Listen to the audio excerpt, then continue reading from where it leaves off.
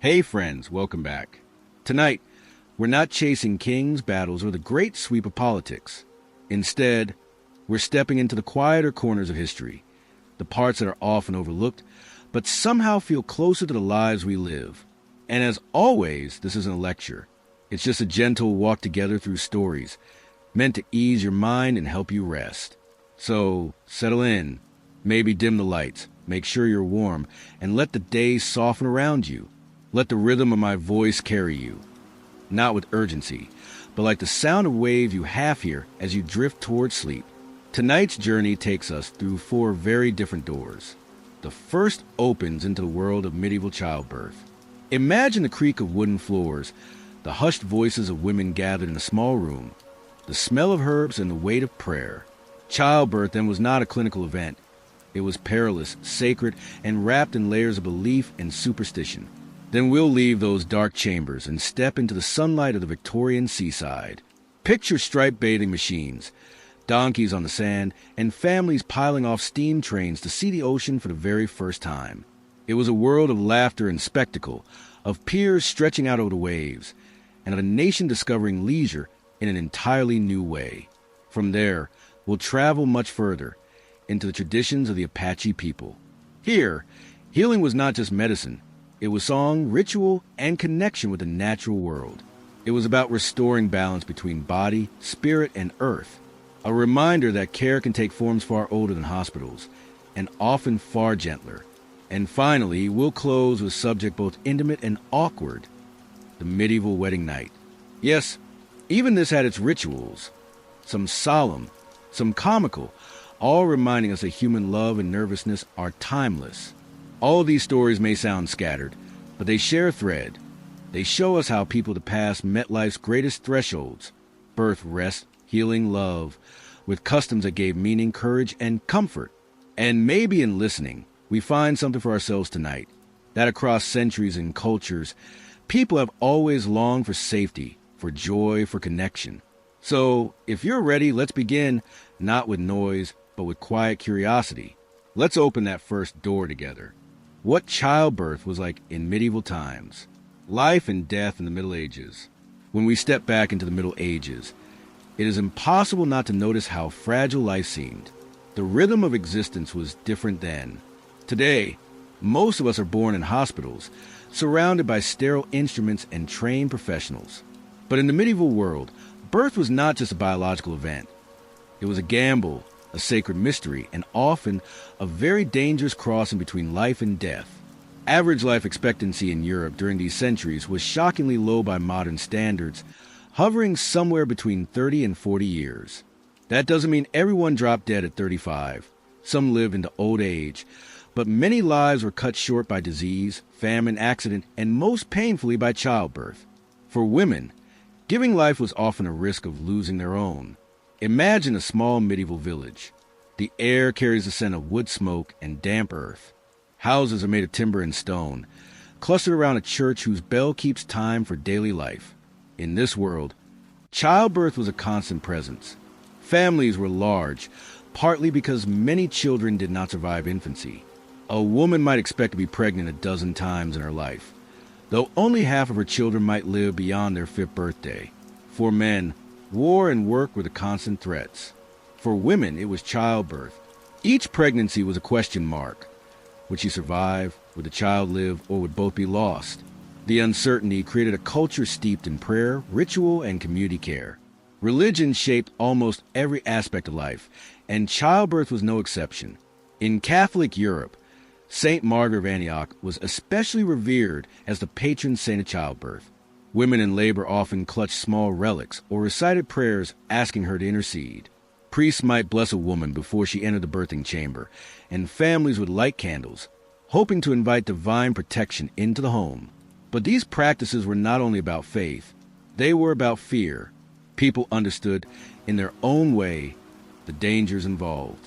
Without modern medicine, complications like obstructed labor, hemorrhage, or infection could not be treated effectively. Many women did not live long enough to see all their children grow.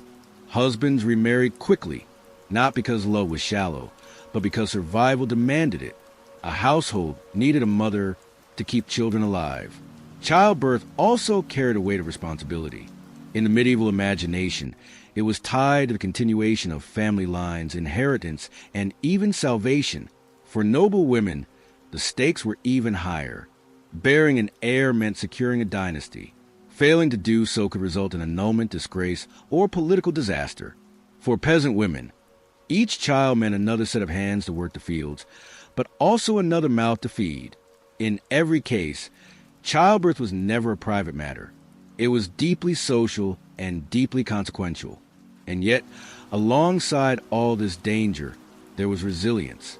Communities developed coping rituals, comfort practices, and networks of women who supported each other. The birthing chamber became a space set apart from the masculine world. Only women, midwives, mothers, sisters, neighbors were allowed inside. It was a place of shared vulnerability, shared strength, and shared tradition. For us, looking back, it may seem like a dark picture. So much loss, so much risk. But medieval people did not live every day expecting tragedy. They celebrated new life with joy. They laughed at babies' first cries, and they found meaning in faith and family ties. Birth, though fraught with danger, was also a renewal, a small miracle against the backdrop of a hard and unpredictable world. So before we step deeper into the details of midwives and rituals, it's important to hold on to this context. Medieval childbirth cannot be understood without remembering that life itself was precarious, and that every birth was both a test of survival and a celebration of resilience. In that fragile balance, whole worlds of tradition, prayer, and storytelling were born. The midwife's world. If there was one figure who stood at the center of medieval childbirth, it was the midwife. In a world without hospitals, doctors, or pain relief as we know it, the midwife was the one women trusted most. She was not a noble woman or a cleric, but usually an older woman from the community. Someone who had seen countless births, carried wisdom in her hands, and whose reputation was built on survival stories whispered from neighbor to neighbor. Picture the scene. A small, dimly lit room. Shutters drawn to keep out drafts. A fire burns low in the hearth. The laboring woman lies on a straw mattress, surrounded by female relatives and friends. Into this space, the midwife enters, calm, steady, her presence almost ceremonial. She carried no bag of polished instruments, only simple tools, cloths, oil, perhaps a knife for cutting the umbilical cord, and above all, knowledge. That knowledge was part practical, part spiritual. Midwives knew how to encourage a woman to move or change positions. They massaged, comforted, and whispered prayers. They had remedies made from herbs, sage, rue, fennel, and pennyroyal. Plants believed to ease pain, stop bleeding, or calm the nerves. Some remedies worked better than others. Some were more symbolic than medical. But they offered hope, and sometimes that was just as important. Their role was not only physical, but deeply social. A midwife's presence reassured the family that tradition was being followed, that the sacred line between life and death was guarded by someone who knew the way. Many midwives were also baptized into a curious responsibility. In emergencies, they were permitted by the church to baptize infants themselves. If a newborn looked unlikely to survive, the midwife could quickly pour water and speak holy words, ensuring the child's soul was safe even if its body was not. That authority gave her a unique position, halfway between healer and priest. Yet, being a midwife was not without risk. In an age where misfortune was often explained through sin or sorcery, midwives could be praised as lifesavers one day and accused of witchcraft the next. If a woman died in childbirth, suspicions might fall on the one who attended her. Did she use the wrong herb? Did she whisper the wrong spell? The line between medicine and magic was blurry, and midwives walked it carefully. Despite the danger, midwives were trusted because they carried living proof of experience. Many had lost children of their own. Many had survived difficult labors. Their wisdom came not from books, but from years of observing what worked, what didn't, and what seemed to lie in the hands of God alone. There was also ritual in their actions. A birthing stool might be used, crafted to help the woman sit upright, letting gravity assist. Candles would be lit, often blessed. Amulets might be tied to the bedposts, a strip of holy text, or even a saint's relic, thought to ward off evil. In those hours of labor, the midwife orchestrated not just a physical process, but a spiritual one, weaving together herbs, prayers, and gestures into a tapestry of care. And while men were absent, the birthing room was far from lonely. It was filled with women's voices, encouragement, laughter, singing, sometimes tears. The midwife guided them all, like a conductor of a fragile symphony, balancing fear and hope, pain and expectation. What is striking is how much authority midwives held. Even in a patriarchal world, they were the only ones allowed into this most intimate threshold of life. They carried secrets of women's bodies, of survival, of failure, that no priest or physician could fully claim. In many ways, they were keepers of the most profound mystery of medieval life. How a child came into the world and how a mother endured it. So, to understand medieval childbirth, we must see it through the midwife's eyes. To her, each birth was both familiar and utterly unique. She had no guarantee of outcome, only her hands, her herbs, her prayers, and the weight of women's trust. In her calm presence, amid the cries of labor and the shadows of the chamber, life either began or slipped away. And whatever happened, she bore witness, again and again, until her own hands grew old and others took her place. Rituals, superstitions, and remedies. For medieval families, childbirth was never just a medical event. It was wrapped in layers of ritual and superstition, a mixture of faith, fear, and folk wisdom that gave meaning, and perhaps a sense of control over something so unpredictable. From the very start of labor, symbols filled the birthing room. A priest might be called to bless candles, which were then placed near the bed. Their light was more than practical. It was spiritual, believed to ward off demons that lurked in the shadows. Evil was thought to prey on women in their most vulnerable states, and childbirth was considered a prime moment for such attacks. Objects of protection were everywhere. A piece of iron, such as a key or a knife, might be slipped under the bed to repel spirits. Religious charms, snippets of psalms written on parchment or relics of saints, were tied to mother's clothing or placed under her pillow. Some even believed that hanging the girdle of a priest or a pilgrim's token from a holy shrine could ease the labor. Superstition extended to gestures and words. Women might loosen their hair or untie knots in their clothing. Symbolic acts thought to unfasten the body and allow birth to progress. In contrast, tightly bound things, ropes, belts, or even closed doors, were sometimes untied or opened, as if the environment itself needed to release a child. Alongside these rituals came remedies that blurred the line between medicine and magic. Herbal drinks were common. Pennyroyal tea for easing contractions, fennel for calming the stomach, or a broth made with rue and sage. Honey was used to soothe, while wine, when available, helped dull pain or revive the exhausted. Yet many of these remedies were more symbolic than scientific. A charm spoken over the drink could matter as much as the herbs within it. And then there were stranger practices, whispered from village to village. Some believed placing a gemstone like jasper or coral near the womb could protect against miscarriage. Others recommended a piece of cheese blessed by a priest, eaten during labor for safe delivery. There are records of women clutching relics or holy books as contractions surge, holding tight to both faith and flesh. All these rituals reveal something profound. Medieval people understood that childbirth was balanced between the natural and the supernatural. Pain, blood, and risk were real, but so too was the unseen. In this liminal moment, where new life fought its way into the world, women and their families gathered every tool, every prayer, every charm they could summon. To modern eyes, these practices may seem quaint, even absurd, but in their time, they were acts of love and desperation. When medicine was limited, rituals gave structure. When outcomes were uncertain, superstition gave hope. And in the end, hope was as essential as any herb or midwife's hand. The mother and child's fate. For all the prayers, charms, and skilled hands of the midwife, medieval childbirth remained a gamble. The fate of both mother and child often hung by a thread. And families lived with the knowledge that joy and grief might arrive in the same hour. Statistics as we know them today didn't exist, but chroniclers and parish records suggest a grim reality. Maternal mortality was common. A woman could expect to bear many children in her lifetime, but with each birth came real risk. Hemorrhage, infection, or a labor that stalled. Any one of these could end her life. Death in childbed was so frequent that prayers for safe delivery were built into liturgies, and burial cloths were often kept ready in the home. For the newborn, survival was no less uncertain. Fragile bodies faced cold nights, poor sanitation, and a world where even a mild illness could prove fatal. It is estimated that perhaps a third of infants died before their first birthday. Families mourned, but they also braced themselves. Loss was part of life's rhythm.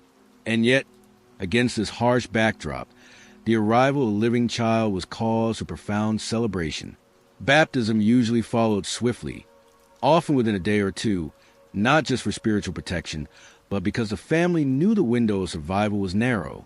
Neighbors gathered, godparents were chosen, and for a brief moment, the risks and fears melted into joy. For the mother, recovery was slow and fragile. Without modern medicine, postpartum infections were common.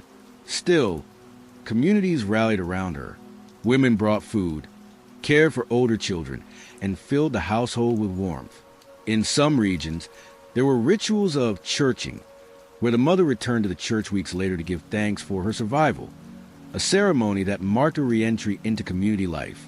There is also something tender in how medieval people remembered these moments. Families recorded births and deaths in prayer books, not as sterile statistics, but as lived stories. Tiny names written in the margins beside psalms. Behind each was a mother's cry, a father's hope, a midwife's whispered prayer. So when we look back at childbirth in the Middle Ages, it is not simply a tale of danger or superstition. It is a human story, threaded with resilience. Women gave birth knowing the risks, yet they stepped into that threshold again and again, driven by love, duty, and the hope that life, however fragile, would go on. In the end, every birth carried the same miracle, whether it ended in laughter or silence. It reminded the medieval world of the thin line between death and life, and the courage it took simply to cross it. Motherhood, status, and expectation. In medieval society, motherhood was more than a personal journey. It was a foundation of family, inheritance, and even political stability. For most women, childbirth was not simply expected. It was a defining measure of their place in the world. A young bride entered marriage with hopes, but also with unspoken obligations. Her body was a vessel through which a lineage continued. For peasant families, children meant extra hands in the fields, more voices at the hearth, and a kind of insurance for old age. For noble women, the stakes were even higher. A child, especially a son, secured alliances, inherited lands, and strengthened dynasties. In both cottages and castles, fertility was currency, and a mother's ability to bear children determined her status. This expectation carried immense pressure. A woman who struggled to conceive might face whispers of shame. Infertility was often blamed on the woman, though men could be equally at fault. Remedies ranged from prayers at saint shrines to curious concoctions, powders, potions, and rituals that blurred the line between medicine and magic. Some women fasted or wore charms believed to open the womb, while others sought blessings from relics said to grant fertility. The desire for children was so strong that faith and superstition wove tightly together. Once a woman became a mother, her place in the household shifted. She gained respect, authority, and a deeper bond within her community. Older women who had borne many children often held positions of quiet influence. Their voices listened to when decisions about family or land were made. Yet with this respect came sacrifice. Many women endured pregnancy after pregnancy, their bodies weakened by the cycle. Some would die in childbirth before the age of 30, remembered for the children they brought into the world rather than for themselves. Still, motherhood carried profound meaning beyond duty. For all the hardship, the bond between mother and child was cherished. Lullabies were sung, small hands were guided in prayer, and the presence of a baby, however fragile, brought joy that cut through the daily struggles of medieval life. Mothers taught faith, manners, and work, shaping the rhythm of households.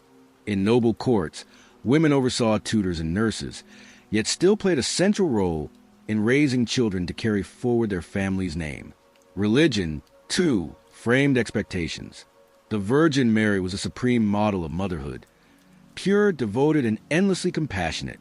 Women prayed to her for safe deliveries, and churches dedicated to her often became places of pilgrimage for expectant mothers. In her example, Society found both comfort and an unattainable ideal. In the end, motherhood in medieval times was a mixture of privilege, burden, and profound humanity. To bear a child was to risk death and embrace joy all at once. To be a mother was to hold both power and vulnerability.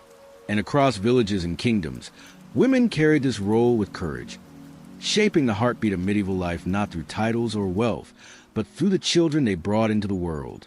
A human story, one birth, one night. The year is 1324, and the village of St. Lou lies quiet under a winter sky. Frost has rimmed the thatched roofs, and the only sound in the night is the lowing of cattle in their stalls. But inside one small cottage, all is far from silent. A young woman, Isabel, is in labor. She is only 19, her face pale with effort, her hands gripping the rough blanket spread beneath her. Her first child is coming. The room smells of wood smoke and sweat, the hearth burning low, the air thick with tension. Her mother and two aunts hover close, whispering encouragement, while the midwife, a stout woman named Marguerite, kneels at her side. Marguerite has seen dozens of births, yet each one carries its own weight. She smooths Isabel's damp hair and speaks in steady tones. "Courage, child. Breathe. God is with you." Around them, ritual fills the space. A candle, blessed by the village priest, flickers on the table. A strip of parchment bearing the words of a psalm lies tucked under Isabel's pillow. A pot of warm broth simmers nearby, ready to restore her strength. On the floor, someone has placed a knife under the bed to keep away spirits. Hours pass. The pains come harder, and Isabel cries out, her voice raw. Her mother clasps her hand, murmuring prayers to the Virgin Mary. Outside, snow begins to fall, muffling the world, as if all creation waits on this moment. At last, Marguerite calls for the birthing stool. Two aunts help Isabel onto it, supporting her trembling body. She pushes again and again, until finally the room fills with the sharp cry of a newborn child. Relief crashes over them like a wave. Tears spring to Isabel's eyes, mixing with sweat as she clutches the tiny, squirming bundle placed into her arms. It is a boy, his skin flushed, his cry strong. Marguerite smiles, offering a prayer of thanks. Already she prepares the water for baptism, for in these fragile hours, nothing is certain. Within the day, the priest will christen him before the community. But should the child falter, Marguerite is ready to act. Isabel leans back, exhausted but radiant. Her family huddles close, their voices soft with joy. Outside, dawn is breaking, the snow gleaming pale in the first light. A new life has entered the world, not with grandeur or ceremony, but in the humble confines of a village home, carried on the strength of women's hands and women's faith. For Isabel, this night will never be forgotten. It is her transformation from daughter to mother, from girl to woman entrusted with future. For her family, it is proof that life, though fragile, continues even in the coldest of winters. And though centuries have passed, the echoes of that night remain. One birth, one mother's cry, one child's first breath. A story repeated countless times across the medieval world, ordinary, perilous, and miraculous all at once. Victorian seaside holidays. Intro, the call of the sea. When you close your eyes and picture the Victorian age, you might imagine London's fog, grand carriages rattling down cobblestone streets, or stiff portraits of men in top hats and women in corseted gowns. But if you had asked an ordinary Victorian family what they longed for, the answer might have surprised you. They dreamed of the seaside. For much of the 19th century, the sea wasn't just a body of water. It was a promise of health, of leisure, of escape from the grime of industrial cities. Doctors claimed that sea air could cure weak lungs, nervous exhaustion, and even melancholy. Bathing in salt water was said to strengthen the body, restore balance, and rinse away the invisible burdens of modern life. In an era when factories belched smoke and streets swarmed with horse manure, the thought of crisp winds and rolling waves must have felt like salvation itself. At first, of course, it was only the wealthy who could answer this call. Aristocrats traveled in private coaches to exclusive coastal resorts, where they rented entire houses and treated the sea as their private apothecary. Gentlemen strolled the promenade in their waistcoats. Ladies held parasols against the sun, and musicians played gentle airs for a well-dressed crowd. These seaside gatherings were less about swimming and more about being seen, a kind of open-air ballroom with the ocean as backdrop. But then came the railway. Steel tracks stitched the countryside together, pulling distant coasts suddenly within reach. By the 1840s and 1850s, even a clerk or factory worker could save up for a cheap excursion ticket to Brighton, Blackpool, or Scarborough. Families bundled into crowded carriages with baskets of food. Children pressed their noses against the glass, and whole towns seemed to empty themselves onto the sand at once. The seaside was no longer the playground of few. It had become a shared stage where all society could breathe the same salt air. Imagine arriving at one of those beaches for the first time. The horizon stretched endlessly. The cries of gulls pierced the sky, and the smell of brine clung to your clothes. For someone raised among soot-darkened brick, the sea must have seemed another world entirely, at once intimidating and exhilarating. People laughed louder, walked lighter, and ate heartier meals. There was something liberating about standing at the edge of the land, where rules felt softer and the boundaries of daily life dissolved into the tide. For children, it was pure adventure. They dug moats in the sand, squealed as the waves licked their ankles, and begged for rides on patient donkeys trotting along the shore. For adults, the sea promised both novelty and relief. Stiff collars were loosened, boots set aside, and even the sternest fathers might be coaxed into rolling up their trousers and wading into the shallows. Mothers unpacked picnics of bread, cold meats, and jam, while grandparents leaned back in rented deck chairs, letting the sun do what no medicine could, warm their bones and lift their spirits. There was something democratic about the beach that few other Victorian spaces could match. In factories and drawing rooms, social class dictated everything. Where you stood, what you wore, how you spoke. But on the sand, stripped of heavy coats and covered instead with wind-blown hair and reddened cheeks, those lines blurred. The sea equalized. The tide didn't care if you were a baron or a blacksmith's apprentice. It pulled at everyone's ankles with the same playful insistence. Of course, the seaside wasn't only a place of pleasure. It was also a performance. Towns competed to build the grandest piers, the finest hotels, and the liveliest entertainments. A holiday by the sea was a statement that you were modern enough to travel, prosperous enough to rest, and sensible enough to take the cure. Even modest families cherished their seaside photographs, carefully staged in front of striped tents or painted backdrops, proof that they too had answered the call of the sea. By the end of the Victorian age, the seaside had become more than a passing fad. It was woven into the rhythm of life itself. Annual excursions were anticipated for months, remembered for years, and passed down in family stories. The sea was no longer just geography. It was culture, medicine, and memory, all rolling together with the tide. So, when we talk about Victorian seaside holidays, we're not just describing quaint curiosities of the past. We're stepping into a world where the ocean meant freedom, where a train ticket could carry you from smoke to sunlight, and where the simple act of breathing salty air felt like a small miracle. It was a call almost no one could resist. Railways and the democratization of leisure. When the first train whistles echoed across Victorian England, they carried more than passengers. They carried possibility. For centuries, leisure had been a privilege hoarded by the elite, those who could afford carriages, servants, and the time to wander.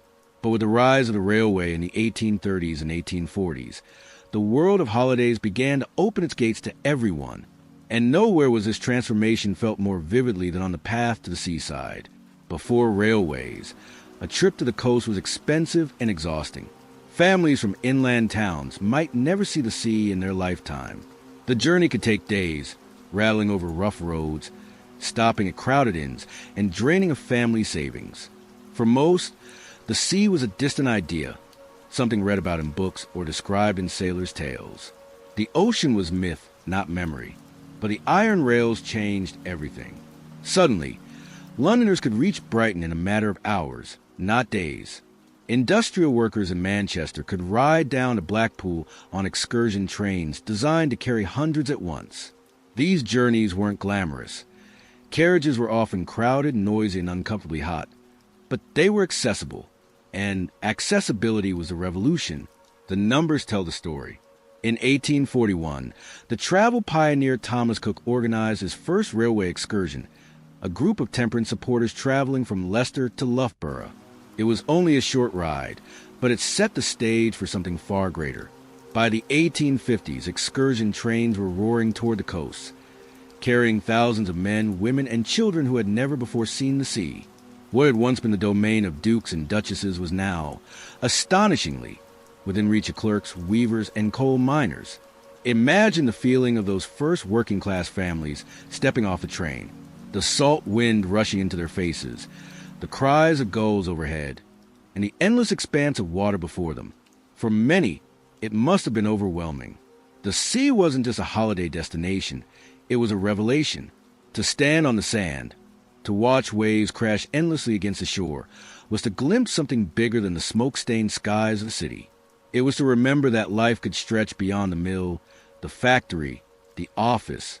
And yet, the Seaside didn't erase class. It rearranged it. Wealthier travelers still booked first-class tickets and stayed in elegant hotels overlooking the water, while working families crowded into cheaper lodgings or even made day trips, eating sandwiches from home. But the miracle was that they were there all, sharing the same beach, breathing the same air. The train had democratized not just travel, but experience itself. Seaside towns quickly adapted. Entrepreneurs saw opportunity in this tidal wave of visitors. They built piers lined with amusements, installed gas lamps along promenades, and opened fish and chip shops to feed hungry crowds. Photographers set up seaside studios, offering families a chance to immortalize their day by the sea. Even the donkeys and bathing machines multiplied, pulled into service for the ever-growing demand. The holiday industry, as we know it today, was born on those Victorian shores. But there was also resistance. Some members of the upper classes looked down on the influx of noisy excursionists, complaining that the beaches were becoming overcrowded, spoiled by the working poor.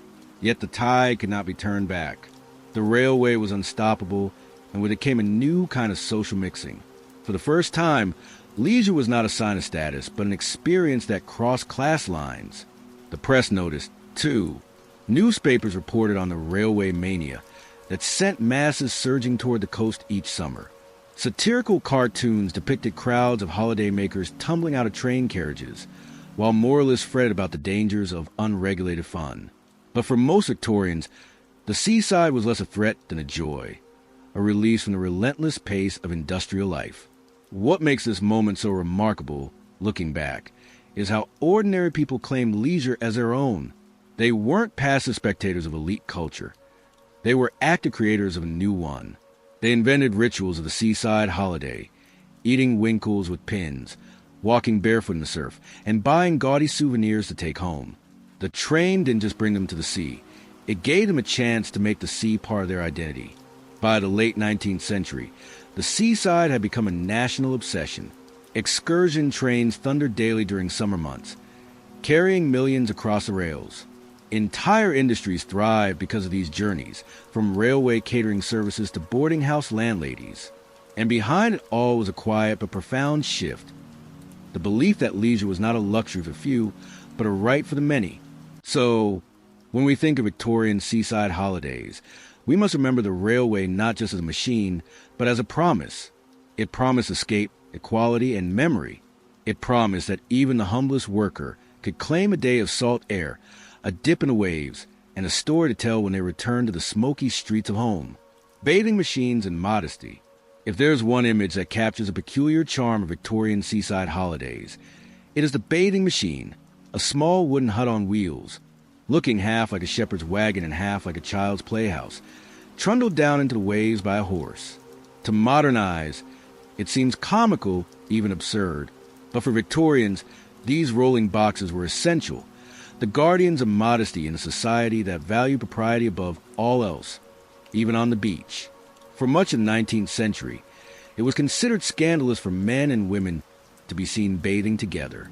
The sea might have been a place of relaxation, but it was also a stage where reputations could be ruined by a glimpse of bare skin. Enter the bathing machine. A bather, most often a woman, would climb inside the little hut, change into her bathing costume, and wait while the machine was dragged into surf. A door at the far end would open directly into the sea, allowing her to step down into the water without ever exposing herself to the shore. Privacy on wheels. The costumes themselves were feats of engineering, far from the sleek swimsuits of today. Victorian bathing attire was designed to cover the body almost entirely.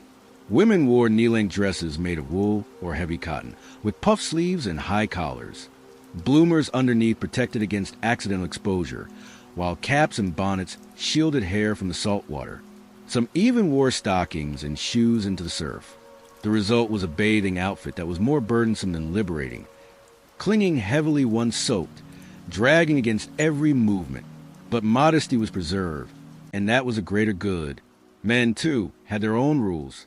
In the early Victorian years, male bathers were often required to cover themselves from neck to knee, though their costumes tended to be simpler. Striped woolen tunics with shorts attached.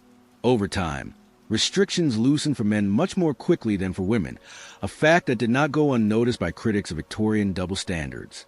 But for decades, both genders were subject to the peculiar etiquette of segregated bathing. The bathing machine was not merely practical. It was symbolic. It embodied the Victorian tension between freedom and control, between the natural world and social order.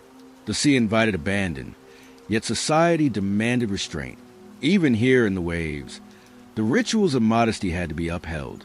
And yet, there's a strange charm in the image of these huts lined up along the shore, their wheels half buried in sand, waiting to deliver bathers into the arms of the ocean.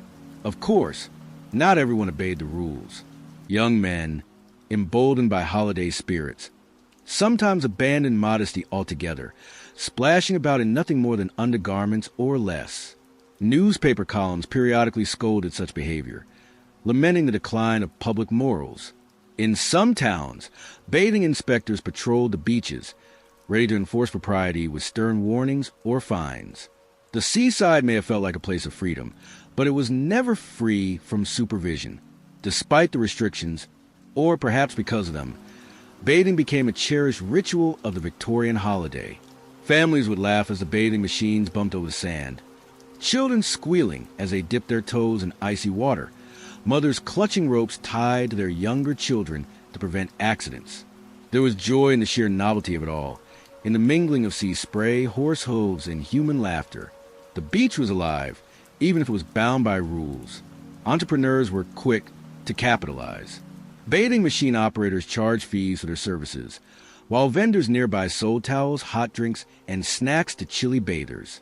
Illustrated postcards began to depict bathing scenes, some romanticized, others slyly humorous, poking fun at the clumsiness of heavy costumes and the absurdity of the contraptions.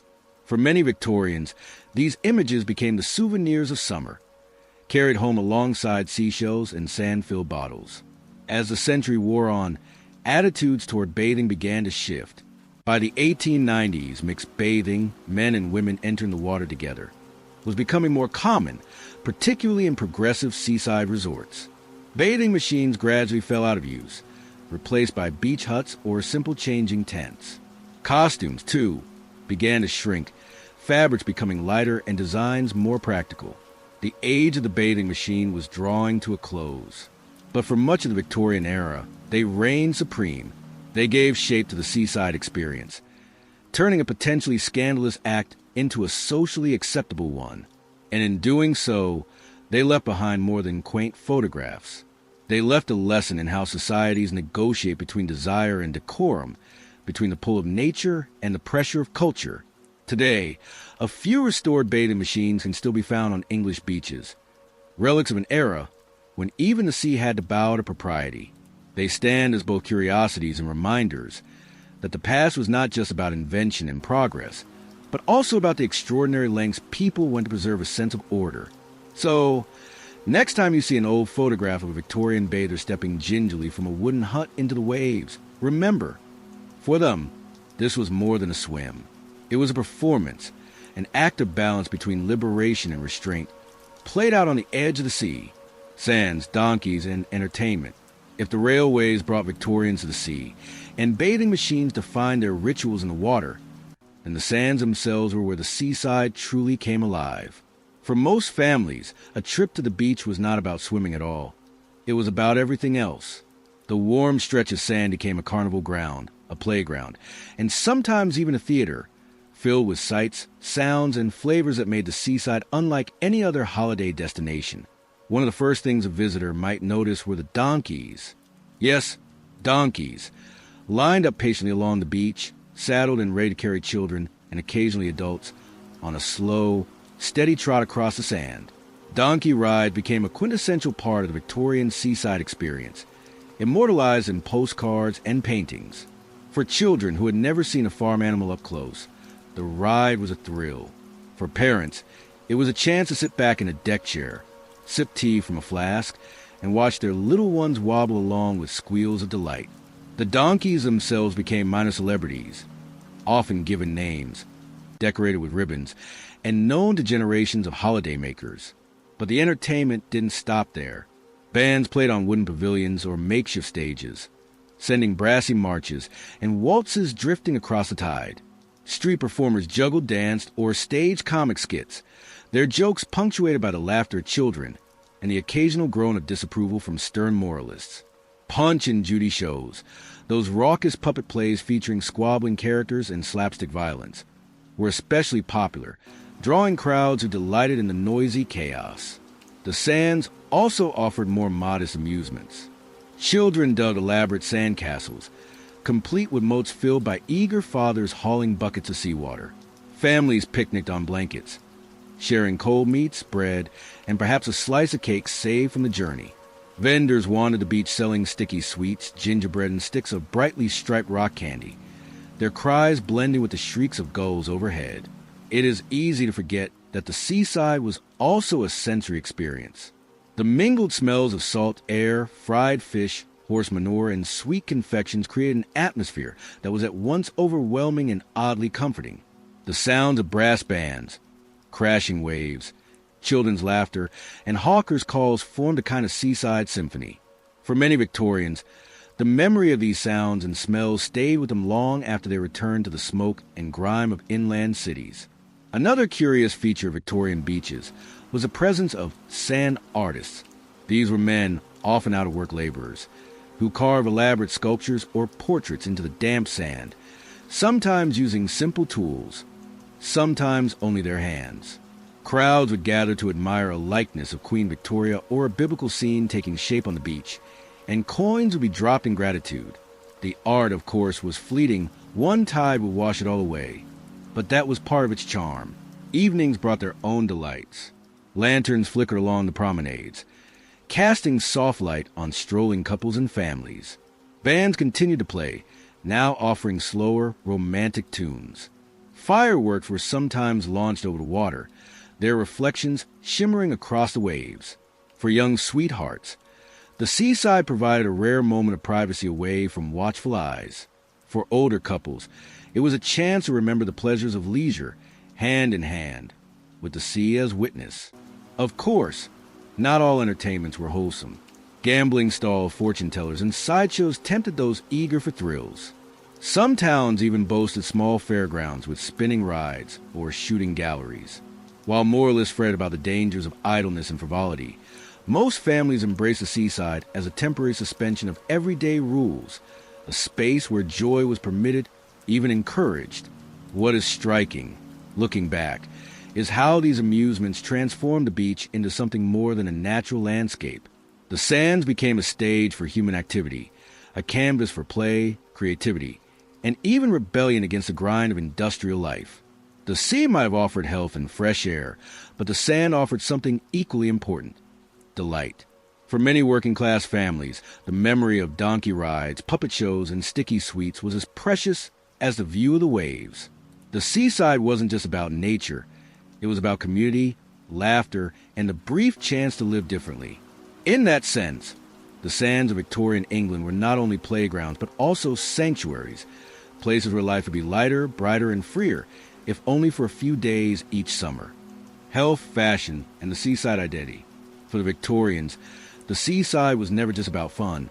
It was also about health. In fact, the earliest seaside resorts were marketed not as pleasure grounds, but as healing sanctuaries. Doctors in the 18th century had already begun recommending seawater as a kind of cure-all. By the 19th century, this idea had become mainstream. If you were pale, nervous, weak, or simply delicate, a trip to the coast was prescribed like medicine. The phrase, taking the sea air, became as familiar as taking tea. Seawater bathing, in particular, was believed to have remarkable benefits. Cold dips were said to invigorate the blood, strengthen the nerves, and even cure ailments like melancholy or hysteria. Terms that sound vague now but were taken seriously at the time. Physicians published pamphlets extolling the virtues of salt water, while boarding houses advertised their proximity to healthy breezes. It didn't matter if you were coughing from the smoke of the factories or worn down by long hours of work. The sea promised a kind of reset, a chance to cleanse both body and spirit. Health, of course, was tied to appearance. The seaside became a place to display vitality, and with it, fashion found its stage. Women promenade along the beach in flowing dresses, parasols twirling in the sun, bonnets carefully tied beneath the chin. Men in their straw boaters and light suits stroll with canes or lounge in striped deck chairs. These clothes were not practical for sand or surf, but practicality was beside the point. The beach was as much a catwalk as a clinic, a place to be seen. Even bathing costumes, cumbersome as they were, carried a certain elegance. Striped fabrics, nautical colors, and decorative trims added flair to garments otherwise designed for concealment. Illustrated fashion plates began to include seaside outfits, showing how a lady could remain stylish even when paddling in the shallows. Children, too, were dressed in sailor suits, a style that tied the image of youth to the romance of the sea. The seaside, then, was not just healing the body, it was shaping identity. To say one had been to Brighton or Scarborough was to say something about one's taste, health, and even morality. Resorts gained reputations, some as refined retreats, others as rowdy playgrounds, and families chose carefully according to the image they wished to project. What makes this transformation remarkable is how it blurred social boundaries. Wealthy visitors could still retreat to grand hotels, enjoying carriage rides along the promenade and fine dining overlooking the waves. But the working classes, though crowded into modest lodgings, walked the same sands, breathed the same air, and sometimes even wore second-hand versions of the same fashions. The seaside was a rare environment where the markers of class softened, at least on the surface. Everyone, for a few days, could share in the ritual of promenading, of strolling arm in arm while the band played and the tide rolled in. Seaside identity was reinforced by souvenirs. Visitors brought home shells, bottles filled with colored sand, and later, cheaply printed postcards. These trinkets served as proof of the experience, tokens of health, leisure, and participation in a wider cultural phenomenon. For working families, displaying a seashell on the mantelpiece was more than decoration. It was a quiet declaration. We, too, have tasted the sea. Not everyone was convinced, of course. Some critics dismissed the medical claims of sea air's quackery, pointing out that the cold, damp winds of the English coast were hardly ideal for delicate lungs. Others mocked the obsession with seaside fashion, noting how impractical it was to wear lace gloves while dodging waves. Yet the appeal endured. Health and beauty were powerful motivators, and the seaside seemed to promise both. By the end of the century, seaside towns had become laboratories of modern leisure culture. New piers stretched out into the water, lined with theaters, arcades, and even electric lights. Bands played on bandstands beneath iron-and-glass pavilions. Health, fashion, and entertainment were no longer separate spheres. They overlapped seamlessly on the shore. To holiday by the sea was not just a rest. It was to participate in a cultural performance that celebrated vitality, respectability, and modern life. Looking back, it is tempting to laugh at the wool swimsuits, the solemn faith in salty breezes, or the obsession with promenades. But behind the quirks was something profoundly human, the search for wellness, identity, and belonging. The Victorians found all of this at the seaside, and in doing so, they created a tradition that still lingers in seaside towns today. The sands may have shifted, the fashions may have changed, but the identity forged there, the belief that the sea could restore, inspire, and unite, remains as enduring as the tide itself. A new cultural tradition. By the late Victorian era, the seaside was no longer a novelty. It was an institution. What had begun as a curious experiment in health and leisure had, by the 1880s and 1890s, become woven into the very fabric of British life. A trip to the seaside was no longer preserved for the privileged few. It was a shared cultural ritual, a tradition that shaped families, towns, and even the national imagination. Every summer, towns like Blackpool, Brighton, and Scarborough braced themselves to the arrival of thousands of visitors. Excursion trains rattled in daily, spilling out men, women, and children armed with baskets of food and hearts full of anticipation. Boarding houses filled to bursting. Beach vendors stocked up on sweets and trinkets, and brass bands tuned their instruments. The rhythm of seaside holidays became the heartbeat of these towns, predictable yet endlessly alive. The tradition was more than just an escape. It became a cycle of memory. Families returned year after year, often to the same boarding houses, sometimes even to the same landladies who remembered their names and preferences. Children grew up riding the same donkeys their parents once rode, playing on the same stretches of sand, eating the same sticky rock candy. Holidays became part of the story of family's life, threads woven into the fabric of identity. The seaside also carved itself into the national imagination through art and media. Painters captured sunlit promenades and stormy seascapes alike, turning ordinary beaches into subjects worthy of canvas. Popular songs celebrated the pleasures of the holiday, their cheerful refrains echoing in music halls across the country.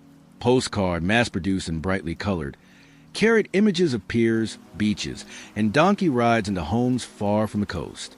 For many, even those who could not travel, the seaside was a place they could picture, a place they felt belonged to them. What made the tradition so powerful was its inclusivity.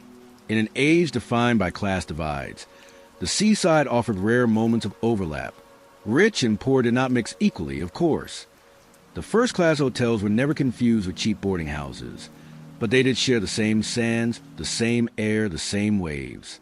On the promenade, a working-class child in a second-hand sailor suit might pass a wealthy family in silks, and for a brief moment, the markers of status blurred in the glare of the sun. The seaside, in its own modest way, democratized joy. It also created new rhythms of work and rest. Employers began to acknowledge the tradition by granting workers short holidays, oftentimes with excursions arranged by factories or unions. Schools followed suit, shaping their calendars around summer breaks. The idea that rest was not indulgence but necessity began to take hold, fueled by the seaside's promise of renewal. In this way, the tradition of seaside holidays didn't just reflect society. It helped reshape it. By the end of the century, seaside towns had grown into cultural symbols. Brighton stood for elegance, Scarborough for refinement, Blackpool for exuberance and spectacle. Each carried its own identity, but all shared in the broader tradition that defined Victorian leisure. The piers, the bandstands, the bathing machines, and the donkeys all became part of a collective heritage, familiar even to those who had never set foot on the sand. And perhaps most importantly, the seaside holiday gave ordinary people a sense of belonging to something larger. To be part of the tradition was to be part of the nation's story, to know that your laughter joined millions of others carried on the same salt breeze. It was memory-making on a grand scale, and it gave the Victorians something they could pass down, a legacy of joy. Today, when we look at old photographs of crowded beaches, striped deck chairs, and families in their Sunday best, we might smile at the fashions or marvel at the crowds. But behind those images lies a deeper truth. The Victorians created a tradition that was about more than holidays. It was about identity, memory, and the recognition that leisure could be as important to the soul as labor was to the body. In that sense, the waves of the Victorian seaside have never really receded. They still lap at the edges of British culture, carrying with them the echoes of brass bands, the laughter of children, and the quiet contentment of families who, for a brief moment, found joy by the shore. Apache healing traditions. Roots of healing, a sacred tradition. When you step into the world of the Apache people, healing is never just about the body. It is about threads that tie the living to their ancestors, the earth beneath their feet, and the skies above their heads. To the Apache, sickness was not a simple matter of germs or wounds. It was imbalance. Something in the great circle of life had shifted, and healing meant restoring harmony with the universe itself. The roots of Apache healing reached back to a time when every mountain, every stream, Every star was alive with power. Illness had come if a person lost their balance with these forces, by disrespecting nature, neglecting rituals, or being touched by unseen spirits. Healing, therefore, was a sacred act. It was not simply medicine. It was prayer, song, and ceremony combined. Imagine an Apache camp in the desert twilight. The sky is brushed with fading gold. A child has fallen ill, and the family gathers around, whispering in concern. The healer does not rush with bandages or herbs first. Instead, they kneel, touching the earth, murmuring words that call on the spirits of strength and protection. In that moment, healing begins not with the body, but with the soul. Apache traditions taught that the world was filled with power that could be borrowed but never owned. A sacred mountain might lend its strength. A stream might carry away sickness. A spirit animal might watch over the weak. To heal was to ask with reverence for these gifts. And so, every ceremony became an act of gratitude as much as a cure. For the Apache, healing was also deeply communal. An illness did not belong to just one person. It rippled through the family, the clan, the entire band. Songs and prayers would be shared aloud, not only to mend the sick, but to remind everyone of their bond to each other and to the land. Healing was a reaffirmation. We are together. We are part of something greater, and together we will find balance again. The role of the medicine man and woman within Apache communities.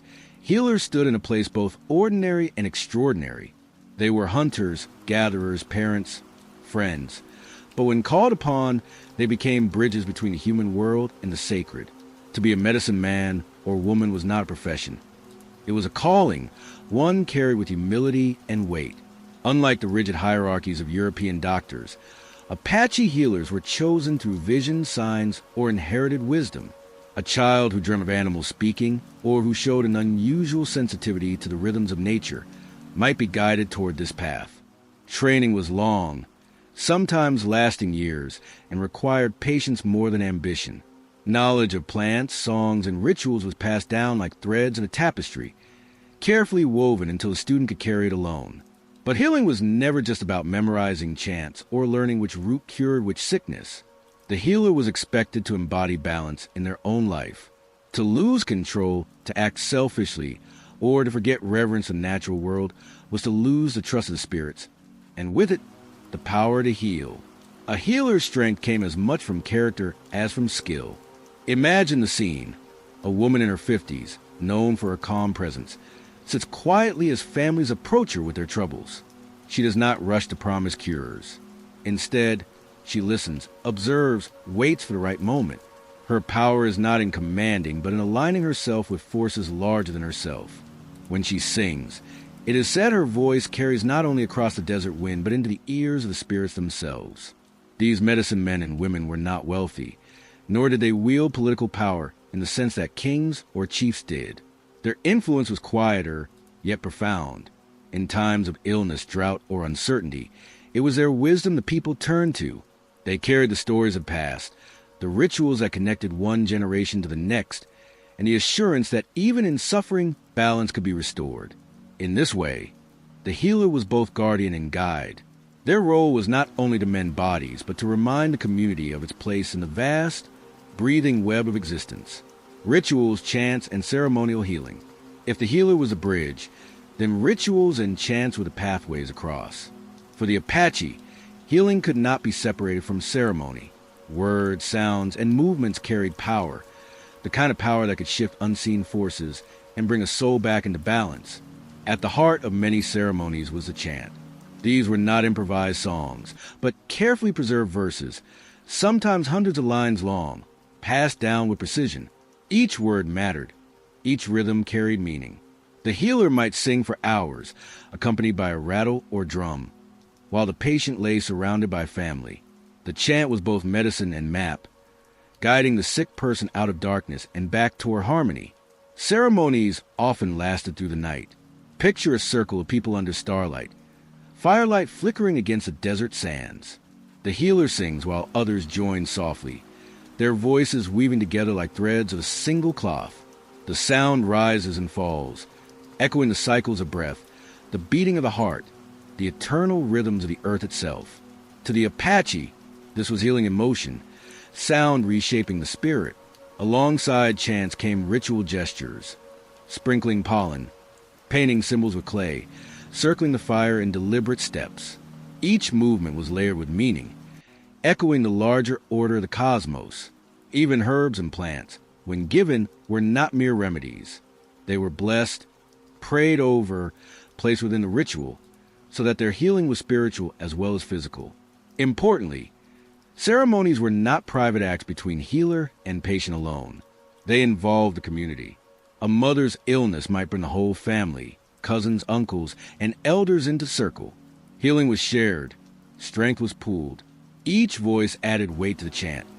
Each prayer amplified the plea to the spirits. To outsiders, these rituals might seem mysterious, even strange. But for the Apache, they were a living language, one that spoke directly to the universe. Illness was never only about the body. It was about dissonance. Ceremony brought the song of life back into tune, the power of plants and nature. For the Apache, the desert was not empty. It was a pharmacy, a library, and a teacher all at once. Every plant, every stone, every gust of wind carried knowledge. And the healer's task was to listen. Where outsiders saw a barren land, the Apache saw medicine. Plants formed the backbone of many remedies. Sage, with its cleansing smoke, was burned to drive away illness and negativity. Juniper berries crushed and brewed could soothe stomach troubles. Yucca root, foamy when pounded and mixed with water, was used both as soap and as a gentle cleanser for wounds. Each plant was chosen not only for its physical properties, but also for the spiritual balance it carried. But the Apache did not view these remedies as mere chemistry. To pick a plant without prayer, without respect, was to strip it of its power. The healer might kneel before harvesting, offering cornmeal or whispered words of gratitude. In this way, the plant spirit agreed to lend its strength, becoming more than an object. It became a partner in the healing act. Nature itself played a role beyond plants. Sunlight was seen as a force of renewal, able to cleanse and energize. Water from a clear spring could wash away sickness, both literally and symbolically. Even the wind, rushing through canyons, was thought to carry prayers to the heavens. Healing meant aligning with these forces, drawing strength from them, and recognizing that health was not separate from the world, but woven into it. Imagine a healer preparing a poultice. They mix crushed leaves with warm water, but before applying it, they murmur a song. The melody calls on plant spirit, invites its healing essence to awaken, and asks it to enter the body of the sick. In that moment, science and spirit are inseparable. For the Apache, plants and nature were not resources to be exploited, but gifts to be honored. Healing worked because the world itself was alive, generous, and willing, so long as one approached with humility. Healing beyond the body, balance, and spirit. Among the Apache, true healing was never limited to the body. A wound could close, a fever could break. But if the spirit remained unsettled, the person was not truly well. Health was harmony, and harmony meant alignment with family, community, and the living world. Illness, in this way of thinking, often began with imbalance. A quarrel left unresolved, a ritual neglected, a disrespect shown to nature. These could open the door to sickness as surely as an injury or infection. To restore health, then, the healers sought not only to treat symptoms but to reweave the threads of connection. Ceremonies addressed this deeper need. A healing song might remind the sick that they were loved and supported. Ritual dances placed the patient back into the rhythm of life, their body moving in time with drum beats that echoed the heartbeat of the earth. Sometimes, healing required reconciliation, apologies offered, relationships mended, because peace within the spirit was just as necessary as medicine within the body. The Apache also saw healing as collective. If one person was ill, the community gathered not only to comfort but to restore balance together. In this sense, sickness was never born alone. Healing was shared, reminder that no one walked the desert by themselves. Picture a young man recovering after weeks of weakness. The healer has sung for him, the family has prayed, and the ceremony has ended, but the work is not finished. His uncle takes him to the river, where they bathe in cool water. His grandmother places her hand on his shoulder and tells him stories of ancestors who endured hardship and survived. Slowly, the young man realizes his body is healing, yes, but so too is his spirit, through love, memory, and belonging. In the Apache world, to be healed was to be whole, and to be whole was to be in balance, with oneself, with others, and with the sacred world around. Medieval wedding night traditions. Sacred unions, the church and the marriage bed. In the Middle Ages, marriage was far more than a personal vow between two people. It was a contract, a spiritual bond, and a matter of family honor. And at the center of it all, looming like a watchful guardian, stood the church. To the medieval mind, the marriage bed was not simply a place of intimacy. It was an altar where a union was sealed, blessed, and, most importantly, sanctioned. By the 12th century, the church had firmly established its authority over marriage. Priests declared who could marry, who could not, and under what circumstances a marriage was valid. Cousins too close in blood? Forbidden. Marrying without a priest's blessing? Questionable. But even beyond these laws, the church extended its influence into the very chambers where couples spent their first night. The consummation of a marriage, the physical act, were considered the true seal of the bond. Without it, the union could be annulled, leaving the couple as though they had never been wed. A noble woman might find her future resting on this single night. Whether her husband would confirm her place as wife or cast doubt on her honor and return her to her family in disgrace. Yet the church's concern with the wedding night was not merely legal. It was moral, even theological. Writers of the time described marriage as a cure for lust, a way to channel human desire into a framework approved by God. The bed was both a space of pleasure and a battlefield of virtue, where the sin of passion was sanctified by the holy purpose of creating children. And so, the medieval wedding night carried enormous weight. Priests preached about it. Families prayed for it. Chroniclers whispered of it in hushed tones, recording whether brides entered their marriages as expected and whether husbands fulfilled their obligations. To fail in this duty was to fail in more than love. It was to fail in status, honor, and even spiritual standing. Still, behind this heavy curtain of doctrine and duty, the truth was deeply human. Young couples stood at the threshold of marriage with the same mixture of nervous excitement and fear that echoes across the centuries. They were not merely pawns in a divine or legal game. They were two people bound by ritual, stepping into an unknown night. Customs and preparations, from feast to the bridal chamber. Before the door to the bridal chamber ever closed, the medieval wedding night was already a performance. One staged not only for the bride and groom, but for families, friends, and sometimes the entire village. A marriage was never simply private. It was a public declaration, marked with layers of ritual that carried both celebration and expectation. The day often began with a feast. Tables groaned under roasted meats, bread, ale, and sweet confections if the family could afford them. Musicians played, dancers twirled, and laughter rolled through the hall. The couple themselves, however, were not just party guests. They were the central figures in a pageant meant to signal fertility, prosperity, and alliance. Every gesture was watched, every smile or blush noted. After the feast came the transition from merrymaking to solemnity. The bride was often escorted by women, relatives or attendants, who dressed her for the chamber. Her hair might be loosened, her garments changed into simpler robes. These small acts symbolized leaving behind her old life and stepping into her role as wife.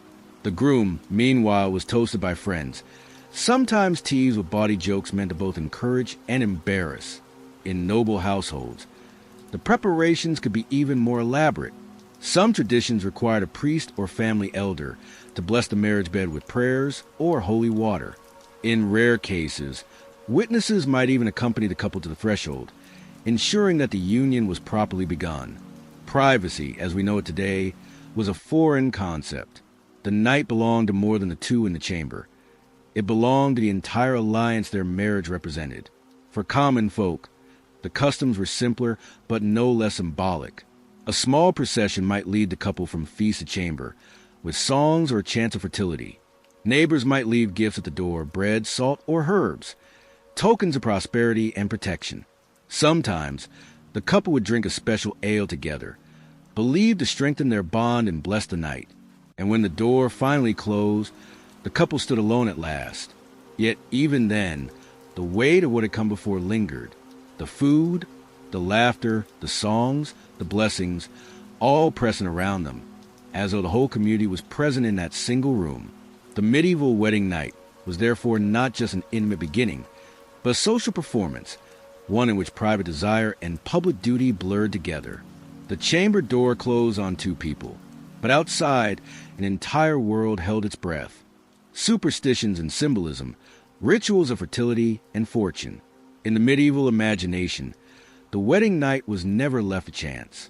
Fertility was a family's greatest hope and a society's strongest currency. A bride who bore children ensured not just personal joy, but also the survival of a bloodline, the security of land, and the forging of alliances. And so, superstition wrapped itself tightly around the chamber door, whispering in charms, rituals, and omens. Fertility symbols appeared everywhere. Bread, with its rising dough, was left in the bridal chamber as a sign of life taking root. Honey, sweet and golden, might be offered in drinks or desserts, meant to bring sweetness to the union and vitality to the couple. In some regions, eggs, fragile yet full of promise, were placed near the bed, a reminder of new beginnings. Herbs and flowers also carried weight. Rosemary was tucked into bride's hair or bedding, believed to ward off evil and strengthen love. Rue, with its bitter scent, was thought to drive away misfortune. Even garlic, pungent and humble, might be hidden in corners to keep away spirits that preyed upon vulnerable newlyweds. Superstitions extended into gestures as well. Some believed a couple should cross the threshold with the bride carried in her husband's arms, to prevent her from stumbling, a stumble being a bad omen for the marriage. Others insisted that the first touch between bride and groom in the chamber must be tender and deliberate, a symbolic act that set the tone for their life together. In noble courts, symbolism became ceremony. Witnesses might linger outside the chamber, listening for signs that the marriage was consummated. The act itself, awkward and intimate as it was, had political consequences. Annulments could hinge on it. Heirs depended on it.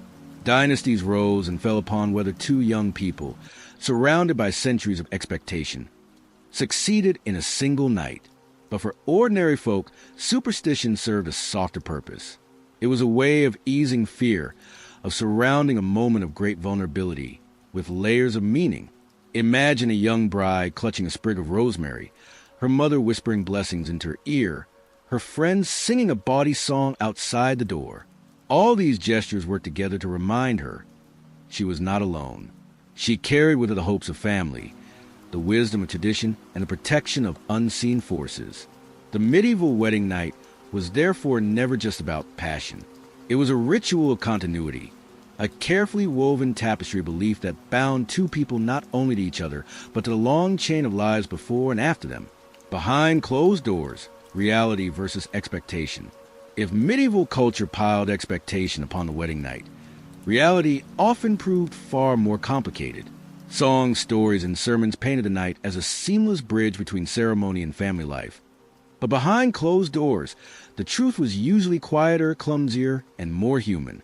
Young couples, especially in arranged marriages, often barely knew each other. The day's festivities, the feasting, the laughter, the heavy drink, left many exhausted or overwhelmed. In noble households, the presence of witnesses or attendants who lingered just outside the chamber door added an edge of pressure. A consummated marriage was not only personal but legal, and its proof could affect inheritances, alliances, even peace treaties. For brides, the night carried layers of fear. The expectations of fertility, the lack of knowledge about sex, and the physical reality of a first encounter combined to make the experience uncertain at best. Instruction was usually limited to whispered advice from older women, advice that ranged from pragmatic, relax and breathe, to superstitious, keep rosemary near the bed. For many, the act was not a moment of passion, but of endurance, an initiation into a role that society had scripted long before. For grooms, the weight of expectation could be equally daunting. A nobleman who failed to consummate his marriage faced ridicule and political crisis. Chroniclers record humiliating tests where physicians or witnesses were summoned to verify a husband's capability. The union of two people thus became a stage upon which the dignity of entire families was performed, sometimes cruelly. And yet, for all the pressures, many wedding nights unfolded not as grand ceremonies but as quiet beginnings. In cottages far from the courts, young couples shared bread, whispered words of comfort, and found their own rhythm. The gap between expectation and reality was bridged not by ritual, but by patience, laughter, or simple exhaustion. These private, tender moments often escaped history's records, but they were the true seeds of family life. Occasionally, stories of disastrous or awkward wedding nights slipped into chronicles or letters. A noble groom too drunk to stand, a bride who locked herself in fear, a union delayed for days or even weeks.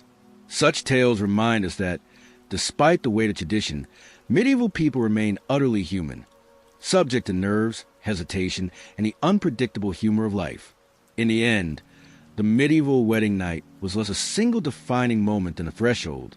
It was a step into adulthood, into partnership, and into the unpredictable journey of marriage.